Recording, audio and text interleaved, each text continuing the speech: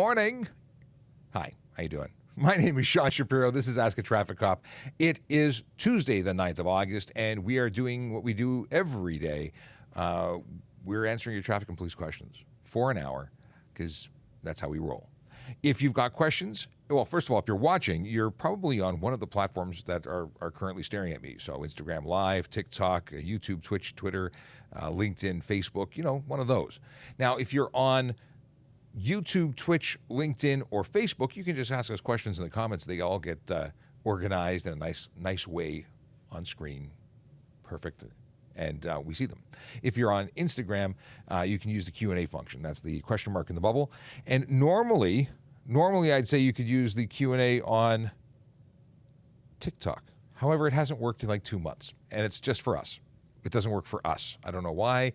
I wish I had an answer, and I don't.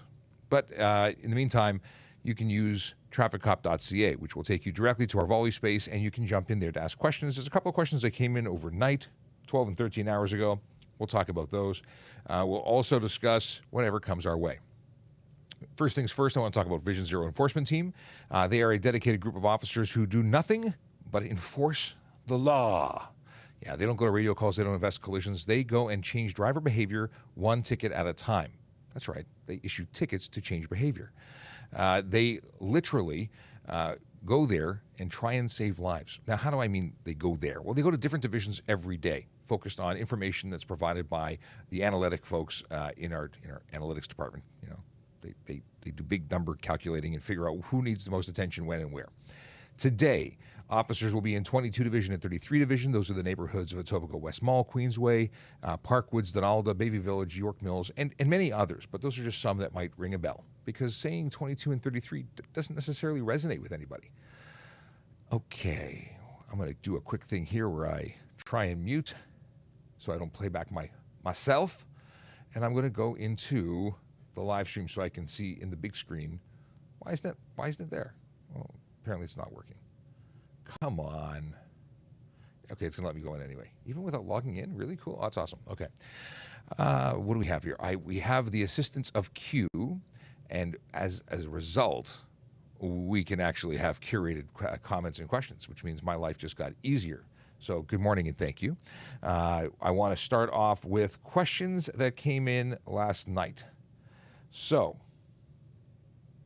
here's one that says, if my G1 expired this year and I get my G2 before December 31st, do I still need to restart, as I don't have a year to do my G before the expiry at the end of the year? So the deal is, if you get a G1 license, you need to wait 8 to 12 months, depending if you have your license, if you have your training from a professional training institution course. Yeah, that thing. If you take a course, it's 8 months. If you don't, it's 12 months. And why is that important? Because people need to know.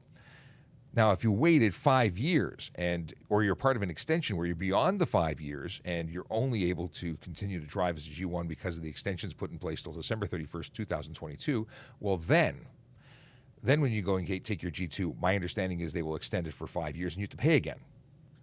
My understanding.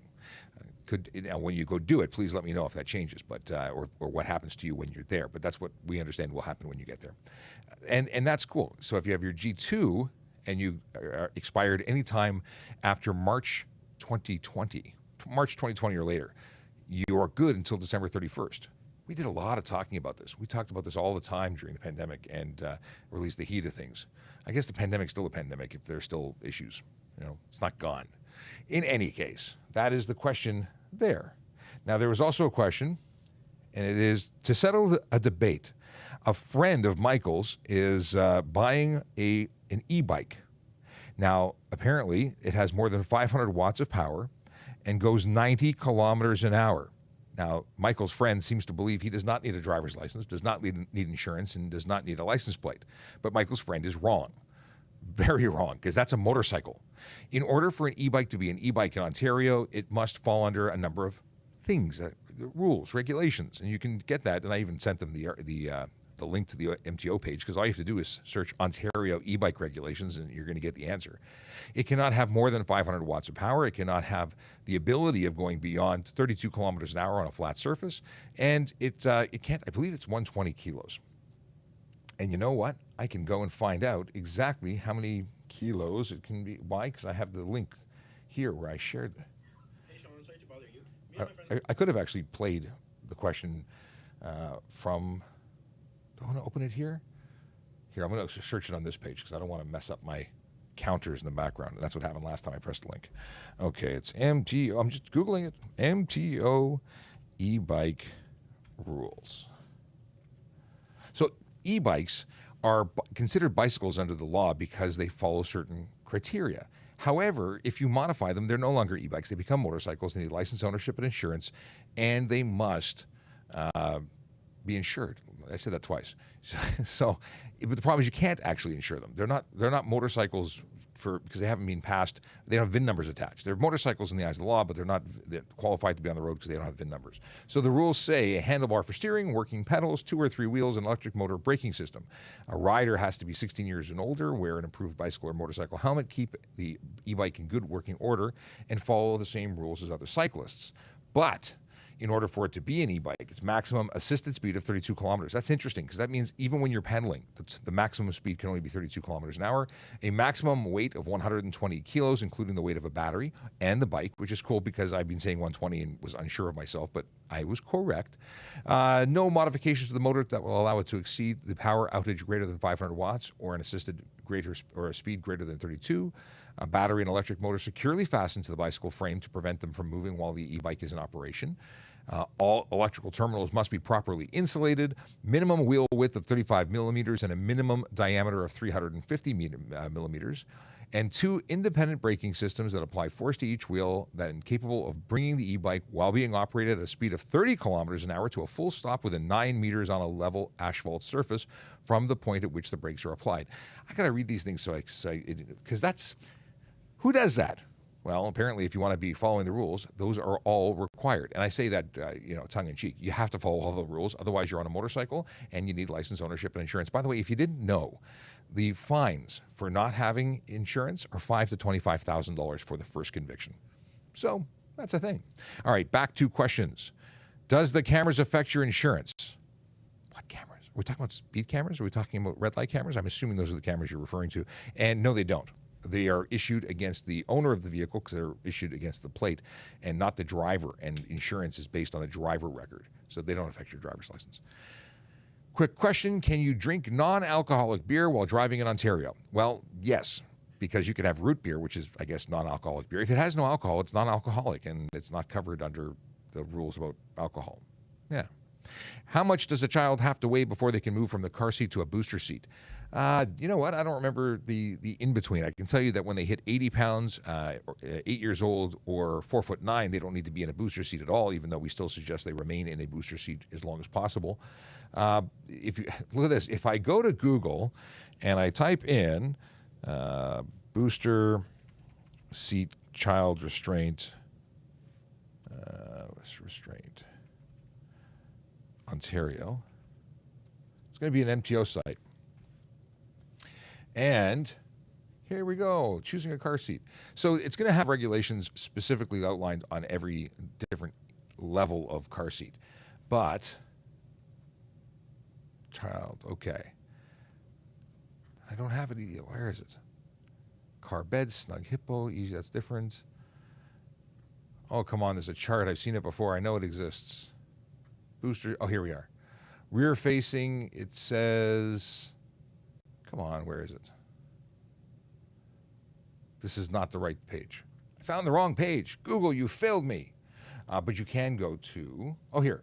No, it's, okay, booster seat is under the age of 8, 18 to 36 kilos, 40 to 80 pounds, under 145 centimeters or 4'9". Here we go. There's the chart I was looking for. Baby and infant. So rear facing child car seat is for up to 9 kilos or 20 pounds. Forward facing car seat or rear facing car seat is 20 to 40 pounds, and that's for toddlers. If you talk to my learned cousin who's a doctor who specializes in pediatrics, he says rear facing till 4 years old is the best way to go. All right. Why do you chase motocross riders when we don't do nothing wrong? Well, are you motocrossing or riding a motocross bike on the street, which is illegal? Because then you're doing something wrong. Yeah, that's how that works.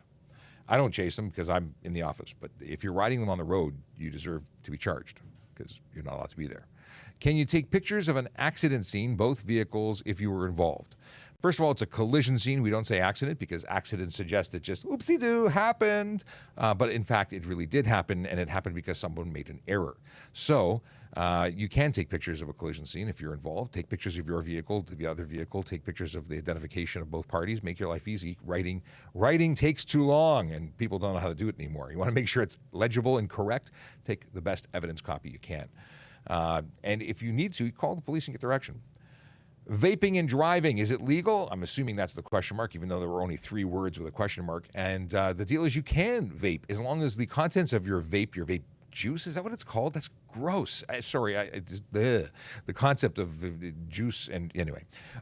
So the deal is that it's legal as long as you don't have anybody inside the vehicle that's under 16 years old, and as long as nothing in the vape juice is illegal, like drugs.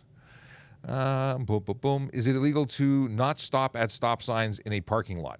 So signs in a parking lot are not regulated signs. I can't give you a ticket for running a stop sign in a parking lot. However, if you cause a collision, you're still responsible for it. Additionally, if you're doing reckless things on private property, maybe racing around in circles, maybe that's stunt driving, maybe that's dangerous driving, maybe that's criminal or stunt. So you might escalate out of just running a stop sign depending on what your activities are and what are being observed by a police officer. Akela Jacone is coming in by YouTube, says greetings and salutations. Darius says hello. Well, hello to you too. And back to the questions, and just checking here as I go back into the thread. No new questions in trafficcop.ca, which is our volley space. So if you want to get questions answered and you have difficulty, or if you're watching on Twitter, which doesn't allow you to communicate with us, you can go on to trafficcop.ca on iOS, on Android, Windows, web, any which way you like. That's a way to communicate with us. You join the community. You're not obligated to do anything. The app is free, and you just get the goodness of access to us. And front of the line kind of access. Let's see, what's this? What is here? Crystal. Aha. Okay, here's a question from Crystal, and I have to actually open it on the big screen because it's too wordy. I'm not sure the name of it, but those small little motorcycles kind of looks like a child's motorcycles. Are those okay on the street, especially in expressway? There was a gentleman yesterday driving one on the expressway. I live where I live, but he was on the side of the expressway. So it depends. If you're talking about a pocket bike, like an itty-bitty motorcycle, looks like a race bike, but really, really tiny, like meant for children, those are prohibited. You can't use those on the road. They're motor vehicles, but they're not street legal. So you can't use those anywhere but on private property. Expressway would be absolute insanity to ride that. If you mean, there's kind of an in-between. It's a small-wheeled motorcycle that is legal. It's actually got an engine in it that produces enough power to make it safe for the road, and it is properly licensed. And then there's a knockoff or a e-bike version, and that's not permitted on the highway because it's an e-bike. And if it's capable of doing highway speeds, it's a motorcycle and it has to be properly licensed and so on. So it depends. It depends. I don't know specifically which bike you're talking about, but I'd have to know exactly in order to give you a direct answer. And Q seems to think you're talking about pocket bikes, and that's what I thought you were originally going, but I can't imagine. Like, we're talking about a bike with a tire this big. If that's on the highway, they've got, wow, they're very brave and stupid, but brave and stupid together. Okay, Zachary coming in from Facebook says, can we talk about the new trend where people have things dragging under their car? I'm not aware of this trend. What is this trend? What are they dragging? Like body parts? What are they dragging under their car? My goodness, I was thinking about car parts, not body parts. I don't know where they're going with this. Darius wants to know, if you have a hole in your tailpipe or in your catalytic converter, is it illegal? Yeah, if you have a hole, it's a defect, and you can't have a defect. It's an improper exhaust system or a bypass, whichever way, whether it be, so that would likely cause a great deal of noise, so you could be charged under the Highway Traffic Act for unnecessary noise, improper exhaust, a myriad of things. Depends on what you're pulled over for and what the observations of the officer are at the end of the day. What do we got here? How many years of training does a Toronto police officer go through? How many years of training? It's never-ending training. Do you mean like minimal to start? But we are constantly constantly being trained. Courses online, in person, requalifications, development courses, peer-to-peer coaching. Like we're constantly developing and gaining more skills. Good morning, Big Jeff Resch. So if you mean like when you get hired by the police service and become a cadet and first to get on the road, I believe it's about 6 months of training between the police college in Ontario, the Ontario Police College and the Toronto Police College, and then you do about 10 weeks of coach training where you're being supervised and trained by a training officer on the road. And then it's continuous. You're evaluated constantly, you're monitored constantly, and like I said, it's a career-long training initiative. Things change so frequently, we're constantly upgrading our skills and abilities. If you're interested in becoming a member of the Toronto Police Service or any police service, you should. That's a wonderful dream. It's a wonderful career. But if you want to be a member of the Toronto Police Service in particular, we're hiring not only police officers, but definitely hiring police officers. Check out www.tps.ca/careers for everything you ever wanted to know about being a cop here. Water, good. All right. I have a cell phone holder on my motorcycle handlebars. Is that legal? It's not obstructing your ability to ride safely.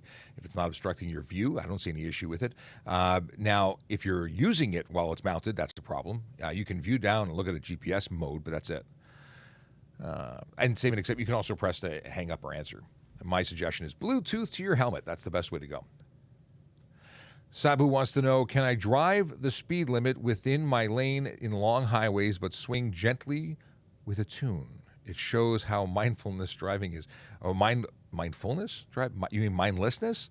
When you say swing gently with a tune, like move your car in the lane, most people will get pulled over for impaired driving if you're doing this. So it's not necessarily illegal, but it's suspicious, like really suspicious.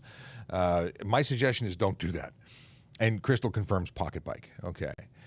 Mess Justin wants to know, why isn't left lane slow driving enforced more?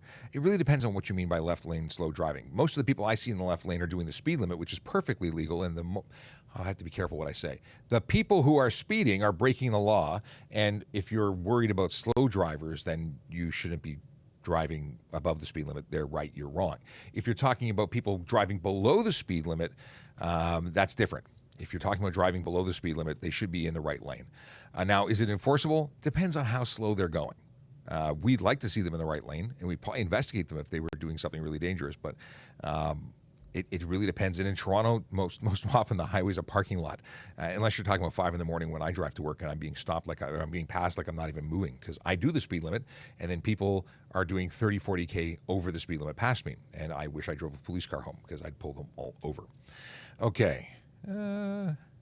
Is there a clinic to make sure your car seat for kids is properly used and installed?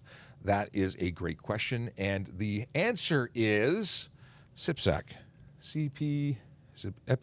Why can I never remember? Why doesn't it autofill? The Canadian CPS. I think it's CPSC. Canadian. Come on. CPSAC. CPSC. Child Restraint. CPSAC.org. Oh, SAC. It should autocorrect. I typed this in enough. CPSAC.org. Yeah, I want this on my bookmarks. I'm bookmarking it. Hang on a second. Bookmark. Put it here, right there. Aha, it's bookmarked. Yeah, CPSAC.org. Thank you, Q. This is where you can have someone, you can organize to go in, you can have a video, online review, all sorts of options, lots of great resources. Check them out. That's the best place to get info. And we have auxiliary members who are qualified, and I got to get recertified. It's been many, many moons since I have taken the course. And thank you, Big Jeff Fresh, for also jumping in with the CPSAC. Okay. Zachary, what is this? Zachary says, I'm not sure what it is. I'm seeing it in Ottawa sometimes. They have logos on it, but it's something they attach under their car near the front, and it just drags on the road as they drive. It's intentionally set up. A handle strap charm. Do people carry their cars in their pockets? Why do you need a handle strap? I see tow hooks and straps sometimes. I've never seen in the front, but connected to the back. I don't know if it does any damage. I've seen them. Very often people did this to avoid, what is it called? Motion sickness. There used to be some concept about grounding, and I always saw tails on cars. I don't think there's anything legally wrong with it other than it just breaks or wears out after time and looks kind of silly. And Big Jeff Fresh, his wife is certified with SIPSAC. So that's it. I'm just going to look to you, Big Jeff Fresh, whenever I talk about SIPSAC. I won't look at my bookmark. I'm only going to look at Big Jeff Fresh and say, please promote the website that your wife is affiliated to. All right. Let's see here. Can police see exactly what type of insurance coverage a driver has when running a plate? No. We can see if it's confirmed or not confirmed. We still require you to provide proof of insurance, and if we have any questions, we will actually call and verify with the insurance provider directly. It's not an automated thing. Other than the MTO will have some record of insurance, and they do test to see if it's valid. But that may not be current information, so we will always go back before laying charges and confirm. I shouldn't say we should always. We don't have to. It's reverse onus. But I like to check to make sure exactly what the status is before I lay charges. And truth is, if you give me if I see you've been stopped a number of times and you have invalid documents, I will likely assume that you don't have insurance and charge you accordingly. And then you've got to prove it. But I'll make efforts. But if it's at night, it's a different story. Because at night I can't confirm that. I have a suspended permit. Can I still get my license after paying off my tickets? A permit? You mean you have a suspended license plate? Or do you have a suspended license? Because that's very different things. And they're not independent. Like you can't get your license plate if you have a suspended license or license plate permit plate, not license, driver's license. That's going to be up to the administrator. I don't know how that works. I think they're independent of one another, but I don't know. If I'm pulled over in the assumption of drinking and driving and below zero, when can demand blood? So it depends. Like if you're being pulled over because they think it's alcohol and they're not, and you blow zero in terms of the roadside screening device, but you're still obviously impaired, they're going to assume you're impaired by drug and take appropriate steps. But blood is usually not taken unless you're going to the hospital because you're unconscious and incapable of providing a breath sample, or because you've had massive injury and you cannot physically because of the injury. Can you pass an ambulance when they have their lights off? They're just a motor vehicle. I can't, as long as you're not speeding, because you wouldn't be speeding, right? You can't exceed the speed limit ever, not even to pass. So, can you pass an ambulance? Sure, if they're traveling below the speed limit and their lights are off, it's no problem. Can I present a photocopy of my ownership/registration during a traffic stop? Yes, you can present a real or true copy, I should say. That's front and back of an ownership document. It's not enough to simply have a photocopy of one side. Hi from Alberta. Oh, it's Nathan Patrol from Alberta Sheriff Highway Patrol. How you doing? I just saw that out of the corner of my eye, that peripheral vision going bananas. Okay. Are they still doing short G tests? I believe so, but I haven't checked recently. So, and at the end of the day, it doesn't really matter because it's stuff you've already done when you did your G2 test. How many demerits would a $470 speeding ticket get? I was doing 148 and a 100. 140 and a 100, I think it's going to be 4 points. But you know what? I have the technology. I can just check my handy dandy speeding chart, and I'm sure that's correct. But let's see.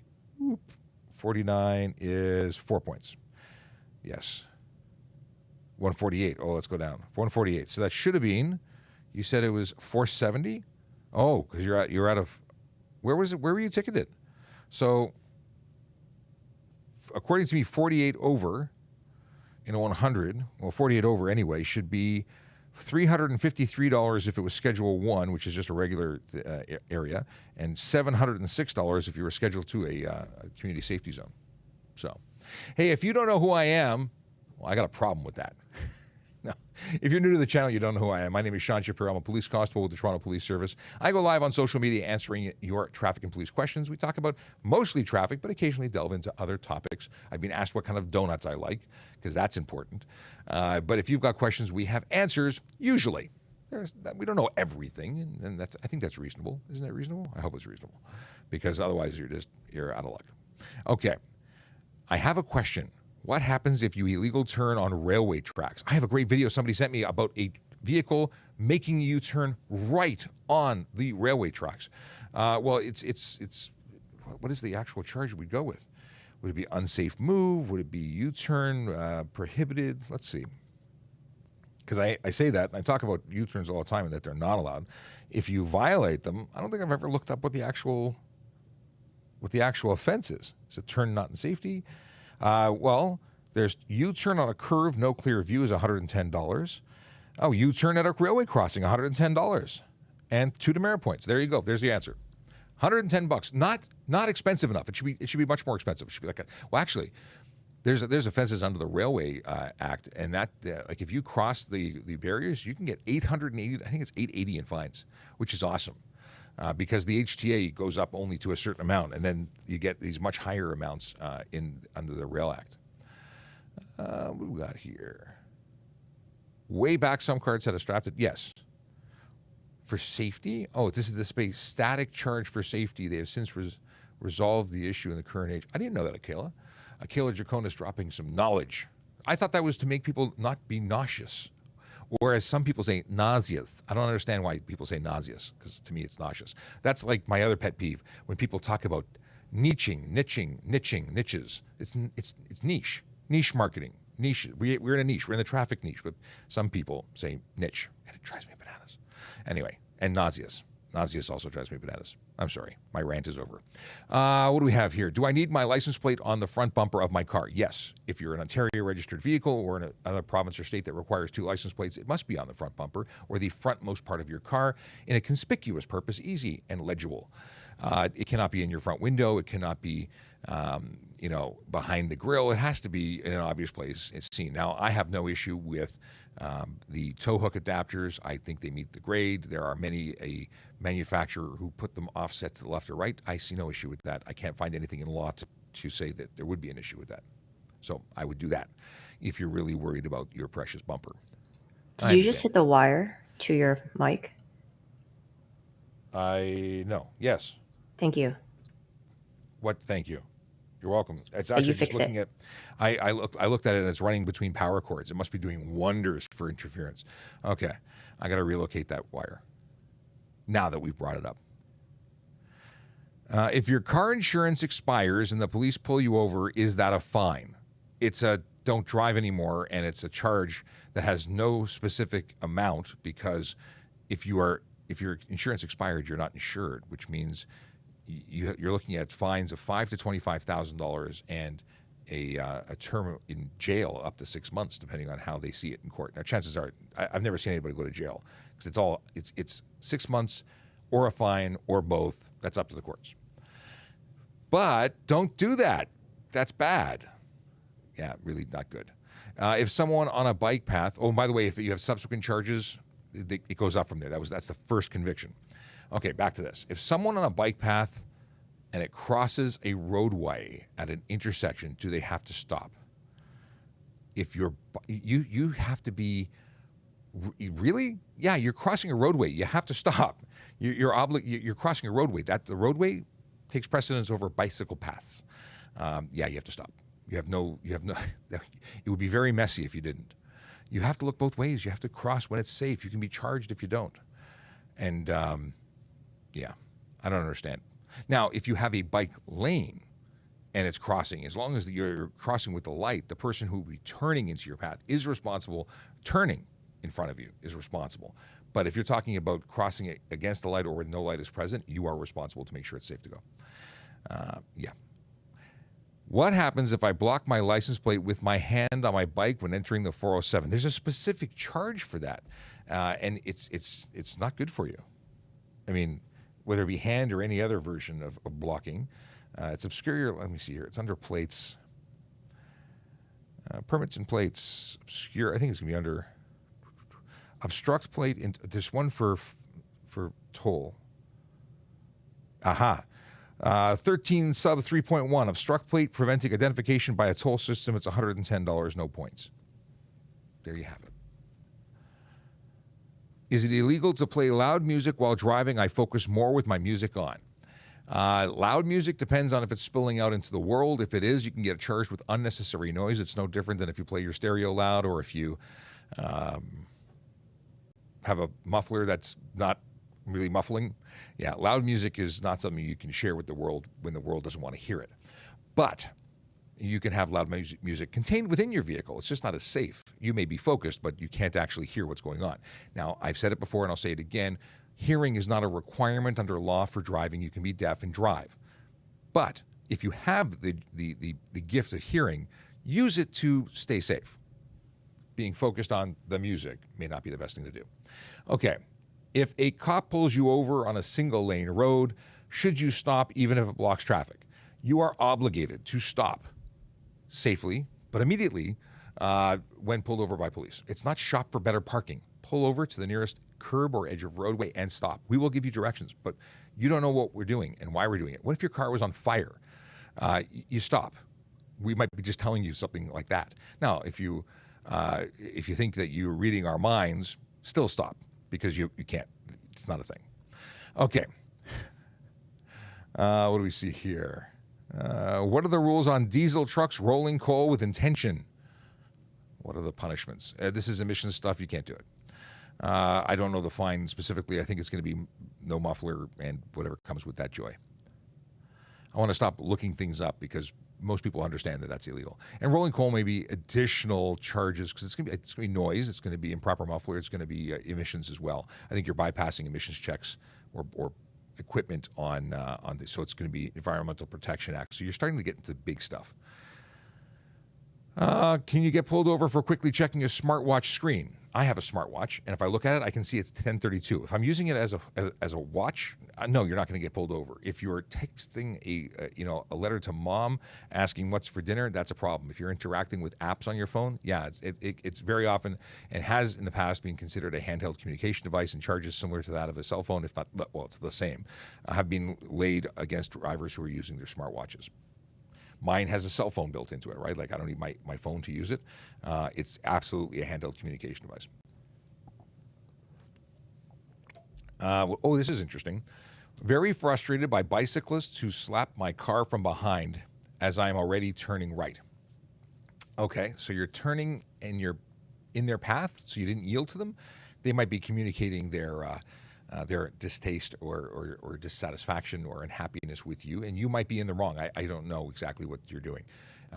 But just because you're already turning right, if you did not yield or if you caused them to have evasive maneuvers, that slap on your car might be the, I would have run into you had I not slapped your car.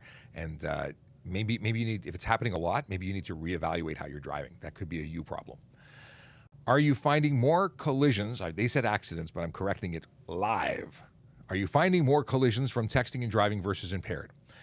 There's far more texting and driving and distraction than impaired on a daily basis. I want to do a video updating because we haven't done any updates recently or in a long time about our weekly arrests. But my colleague does post it on Twitter every week. And I usually take his stuff and repurpose it as a TikTok video. In any case, we have fairly low numbers for impaired arrests. We have fairly high numbers for distracted driving. Now, how that distraction fits into collisions, it is one of the leading causes of collisions, not just in Toronto, but everywhere. But they also talk about distracted being other levels of distracted. If you look into the stats, like even daydreaming is distraction. So at some level of distraction, it gets involved with everything. Or collisions and bad stuff. Can you have underglow on your car if you don't use it while you're driving? So I don't get to use my sound effects buttons nearly enough. Underglow, if you're not using it, if you're not using something just because it's installed, first of all, it's not illegal to install. It's not illegal necessarily to use, but that depends on how it's installed. So if you're installing it and the bulbs aren't visible and not shining light directly forward or back or side to side, I have no issue with it. If you're only projecting the light on the ground, I think that's okay. You may find officers who disagree with me. So I would ultimately suggest you use it on private property only, but nothing wrong with having it installed. Here. Is it illegal to use high beams to tell someone to speed up? Well, if you're within 60 meters of the back of that vehicle, yes, it is. It's improper use of high beams or not putting the low beams on. Yes? You have a question on the Volley app. I do. Let's go there. Chase. If you have an older car and your speedometer breaks, can you mount your phone on the vent and have an app open that shows your speed, like a speedometer app, based on GPS? Can you hear this? Did you hear that? 'Cause I feel like that'd be safer I can. than having no speedometer. You can? Can everybody else? Let me put a mic on it and play it again. That's mic number 2. if you have an older car and your speedometer breaks, can you mount your phone on the vent and have an app open that shows your speed, like a speedometer app based on GPS? Because I feel like that'd be safer than having no speedometer at all. So Chase's question is a good one. Can you use GPS to tell your speed? Yes, you can. A GPS is a function that is permitted to be on and in use while you're driving. You can look at it. That's not a problem. Is it going to be the most accurate speedometer? That depends. You may or may not get the best speed. I couldn't tell you what's going to be more accurate. Some will argue that a GPS is better. Some will argue that it's not. I don't care. At the end of the day, no speedometer is not as good as some speedometer, but get it fixed. Don't rely on technology. What if your battery dies? What if your cigarette lighter cable is left at home and you get 10 minutes with now? Fix your speedometer. But yes, that would work. I see that as an interesting way to resolve the problem. And thank you for using Volley app for asking questions. That's Chase, who's a regular question asker and friend to the show, who actually came and saw me at the Honda Indy. It was cool. It was cool. All right. Officer, what happens if someone gets caught driving with a G1 without the passenger, the supervising passenger? They would get charged. They'd get charged for drive on a company, G1 drive on a company. That comes with a suspension on conviction. On the first, it's going to be 30 days, 90 days on your second, and the third time you get kicked out of the licensing process, the graduated licensing process.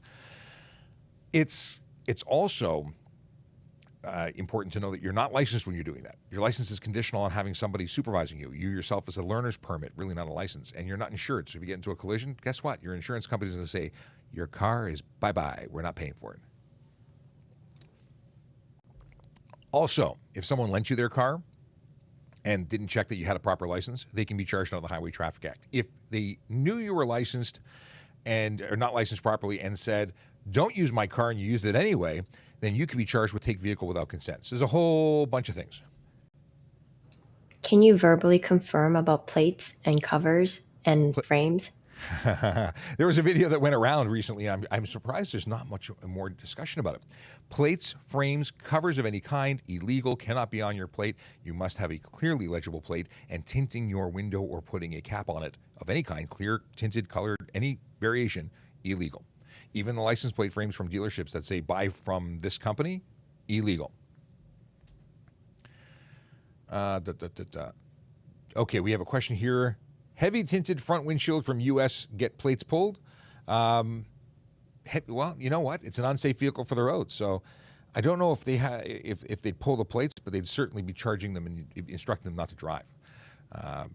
But because it's not the ministry, so when we take plates, we take plates on behalf of the ministry.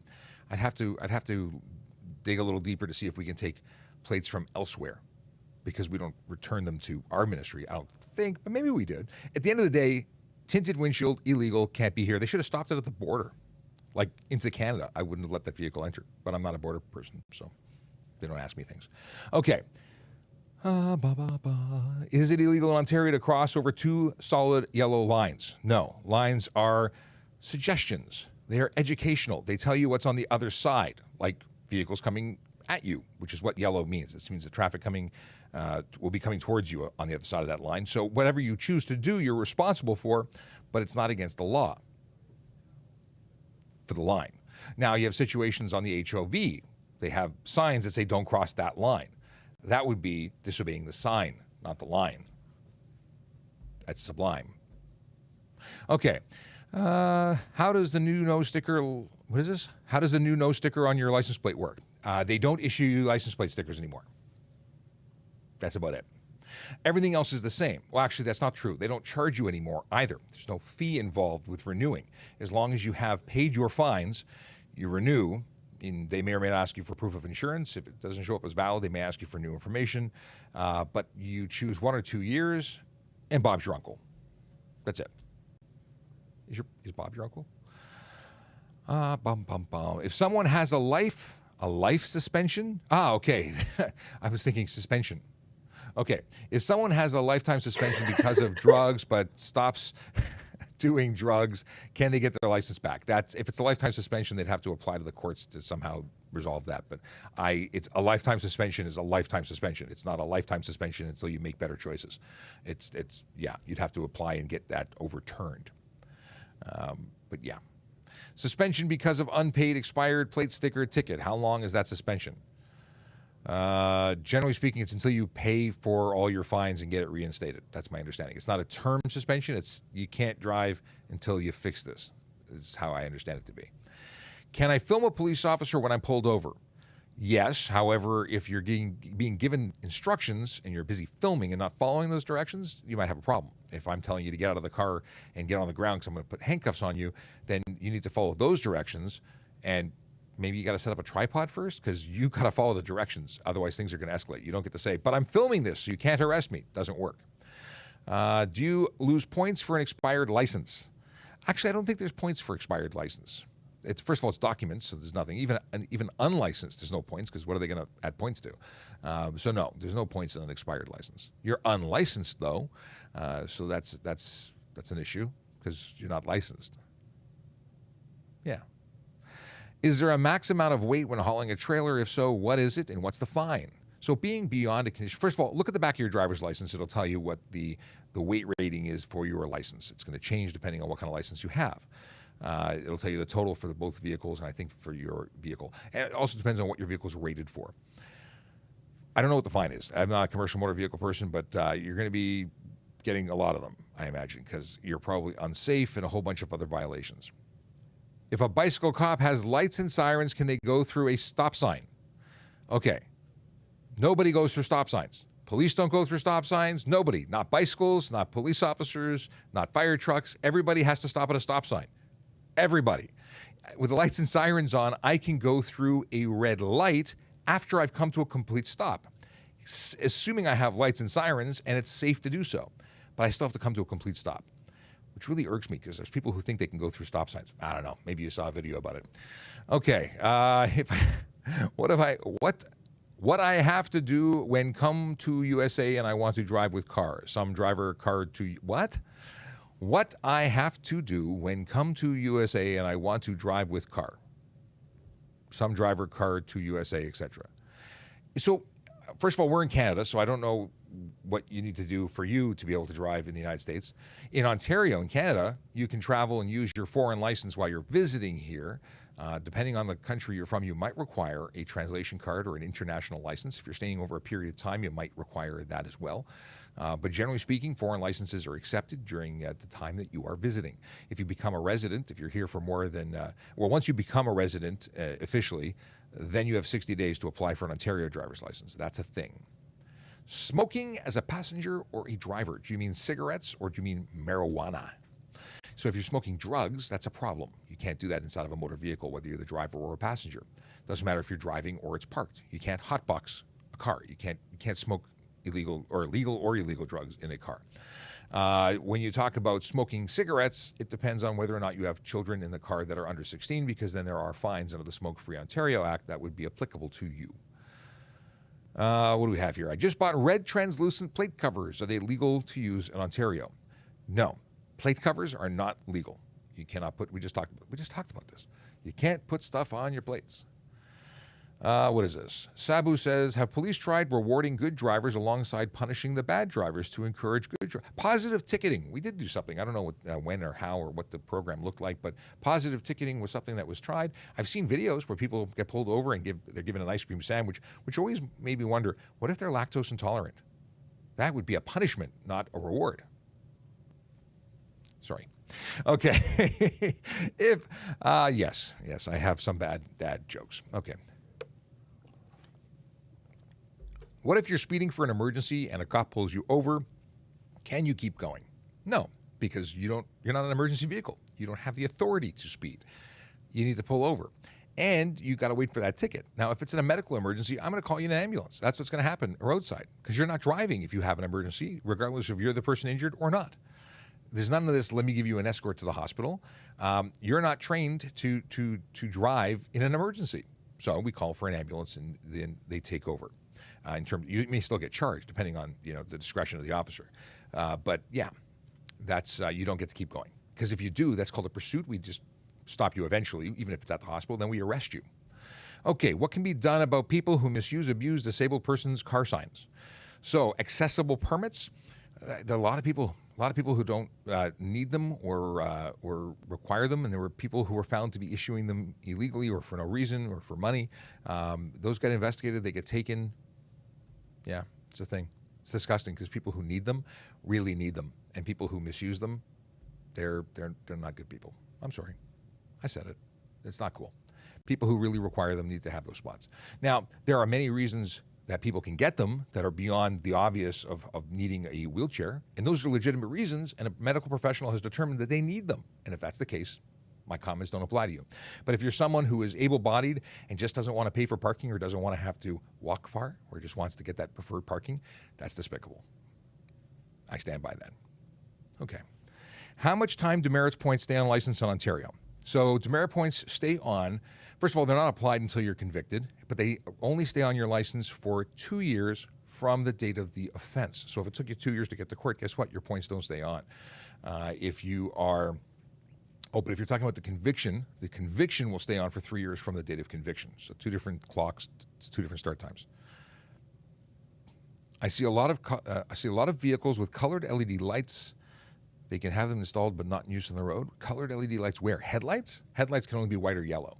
If you mean other LED lights elsewhere on the vehicle that are pointing forward or elsewhere, they shouldn't be. They certainly can't be facing forward on the road. But if they're installed and not in use on the road, that's really not an issue because I would never know. I got 3 demerit points in Quebec, and now it shows 4 points here on my Ontario record. Is that possible? I don't know how that would work. Maybe the offense that they issue 3 demerit points for in Quebec is worth 4 demerit points here. For instance, 49 over is 4 demerits here, and maybe in Quebec it's 3. So they attribute it based on the activity because it's the ministry that applies them. It's not points that transfer in the middle of the night. It's charges and convictions, and certain offenses are worth certain things. So that might be it. Exchange rate across the border of Quebec. Sabu says, in terms of rewards, no ice cream. He wants free trips on the 407. I think that's interesting. Although 407 is a private company. So someone's got to pay for that. Might as well get the ice cream. Is it illegal to let yourself into a city bus when the driver is not present? Seems like a safety issue.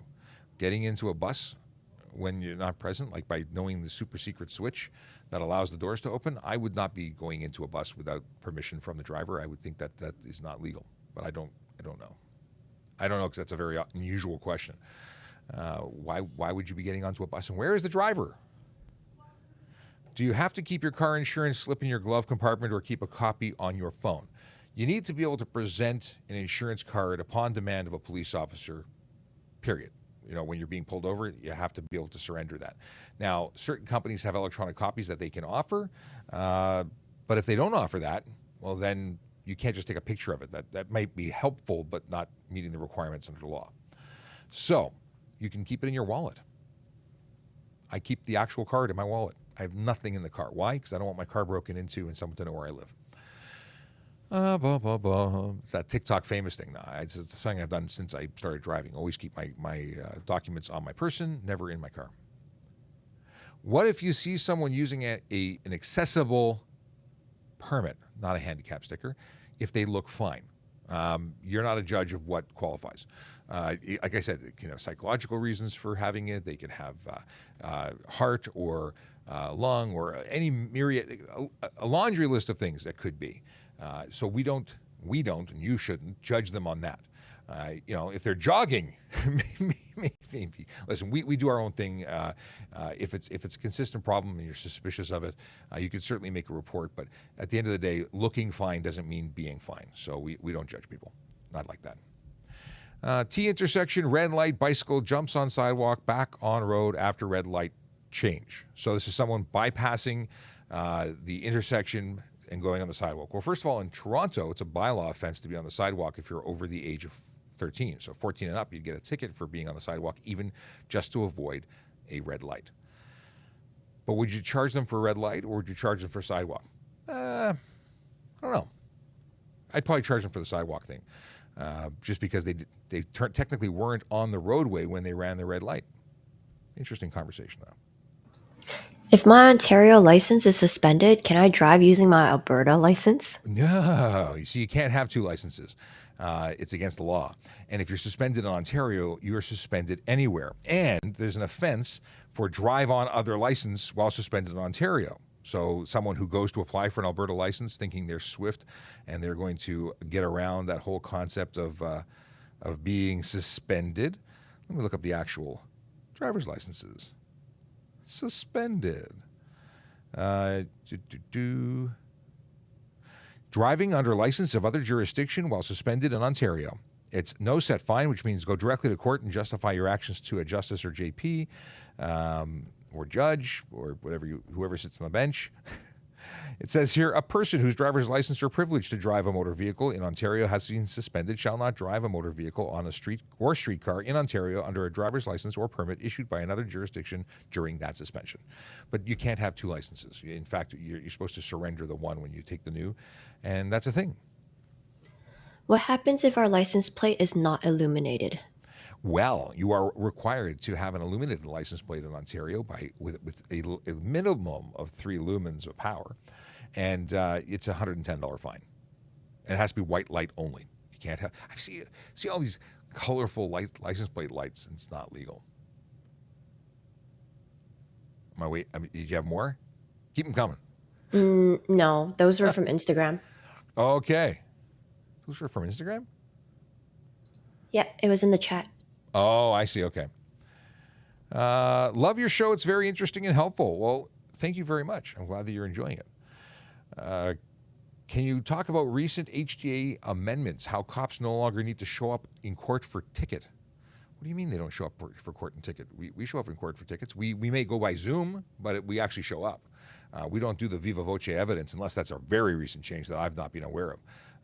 So I recently testified by way of Zoom, or at least appeared to testify, like appeared virtually with the intention to testify but didn't have to.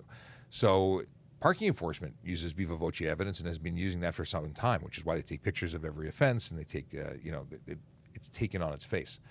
Yeah. Here's one. Can you have a homemade vehicle legal on the road?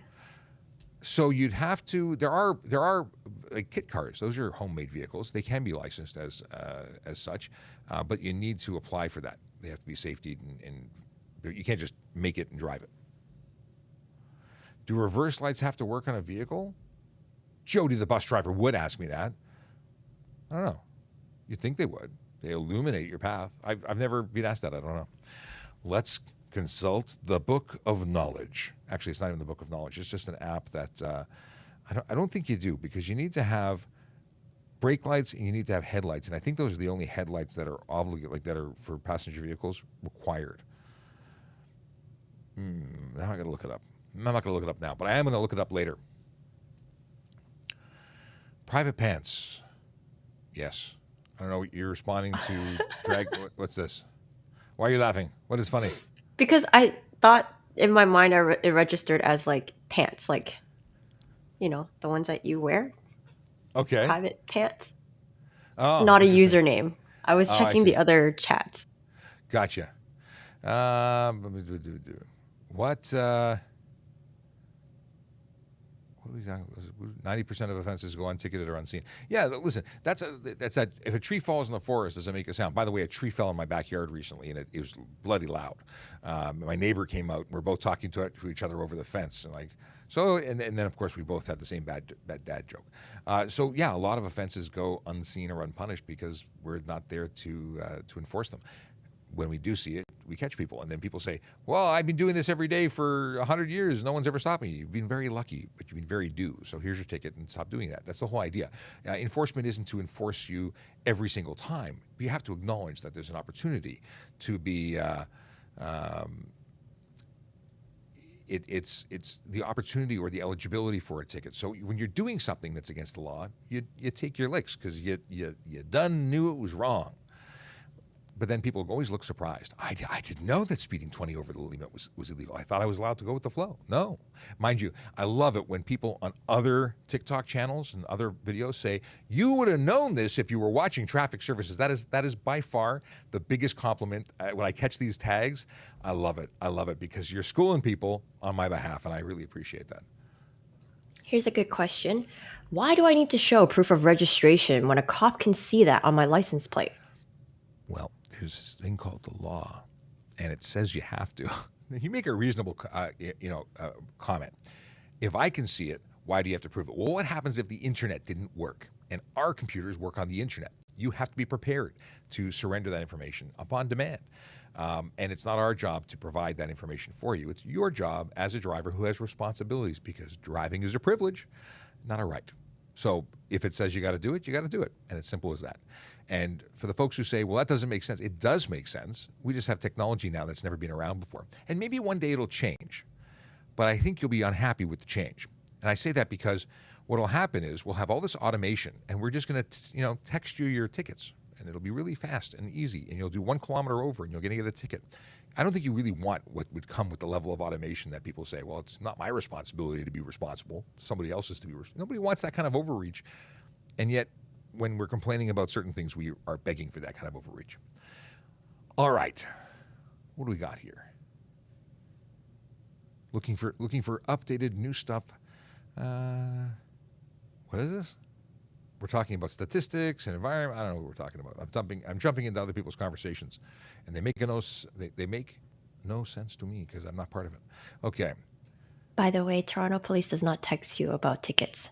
No, that's not a current thing. I'm saying if we were to change technology to the point where we checked everything for you, and we would not even need to stop you, we would just ticket you.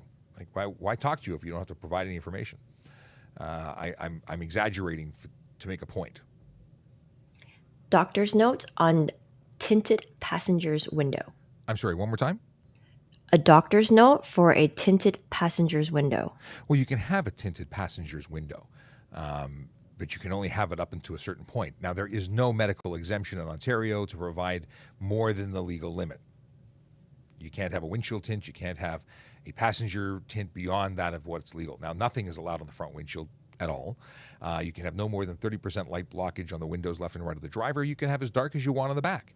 Now, if you have real issues with light, wear sunglasses, wear protective clothing, or possibly look into UV protection. There are coatings that are perfectly clear that are protecting you from UV coatings. Those are options, but tinting windows and dark is not. I have a great picture I'm going to put on Twitter later and Instagram, and it's a very dark tinted car that I drove past. Had to pull over and take pictures of it. It was a Mercedes trying to be a Maybach, I think, and they had a tinted windshield, tinted side. They had no front plate. It's just everything about this vehicle screamed inspection and ticket and possibly loose plates or plate because they only had one on display. You were going to say something, and I thwarted your attempt.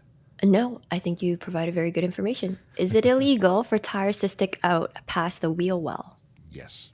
Tires must be covered by a fender flare or fender or extension and mud flaps. They cannot just be sticking out. It's not safe.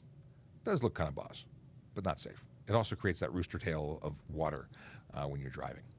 Boss? At what age can my child sit in the front seat? There is no specific seating position based on age.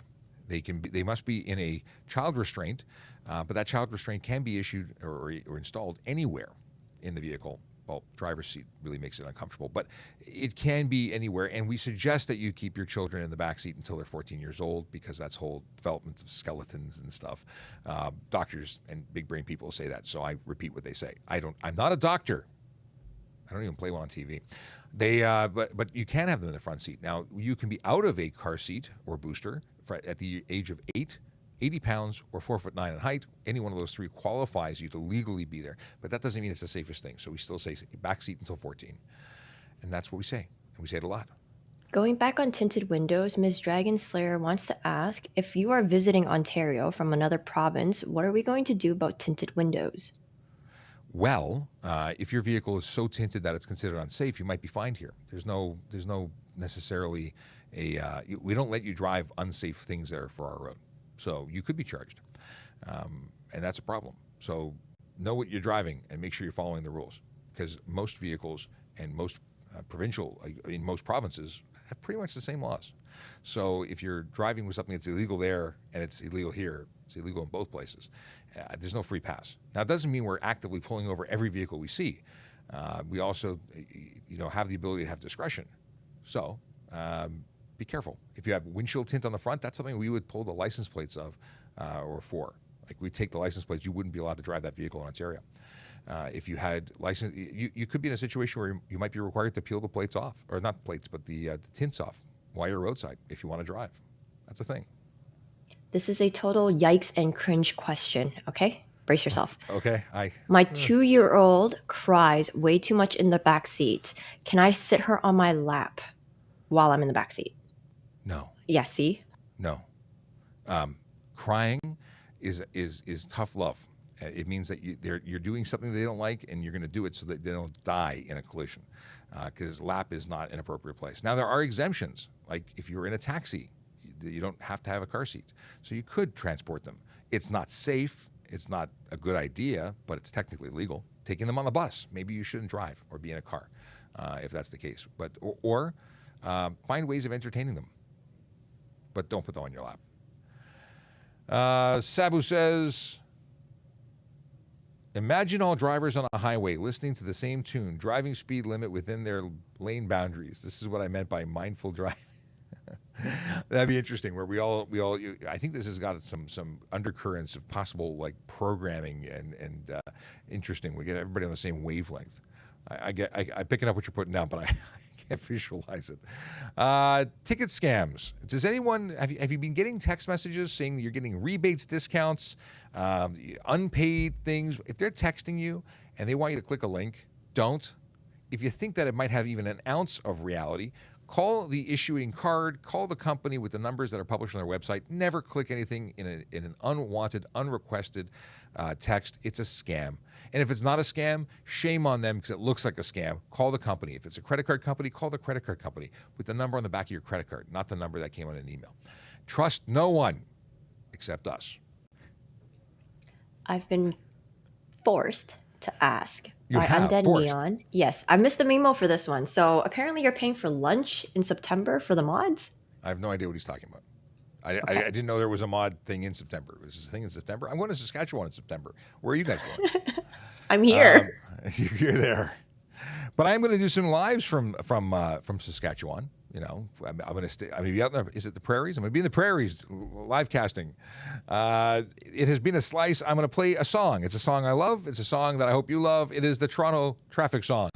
And we'll be back. We'll be back tomorrow from 10 a.m. to 11 a.m. doing what we do every day. That's answering your traffic and police questions. If you'd like to join us today or have further follow-up questions and you just feel unfulfilled, feel free to drop a message into our Q&A section on Volley app. Volley app can be reached by going to trafficcop.ca. That's trafficcop.ca, and that will give you the invitation to get into our Volley space. You do need an app if you're on a phone. If you don't have a phone, you can use the web, and it's great, and you should be there, and we'll see you there soon.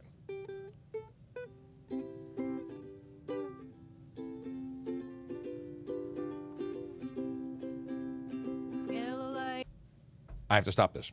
Because I forgot to do something I wanted to do earlier. And I appreciate the reminder. I should have done this in the beginning. There was an accident. There was a situation in Toronto yesterday around noon. There was a collapse of a trench, and there were two folks working there, 4 people who were originally injured in it. 2 people remained trapped. 2 people got out. The 2 people that were trapped are now, I believe they're dead. They've died. And this is something that is a horrible, horrible tragedy. And I want to just take a moment to think about that. You know, the people that work in construction, who work servicing our roads, who work in the communities doing things, and they're not acknowledged as doing dangerous work until things like this happen.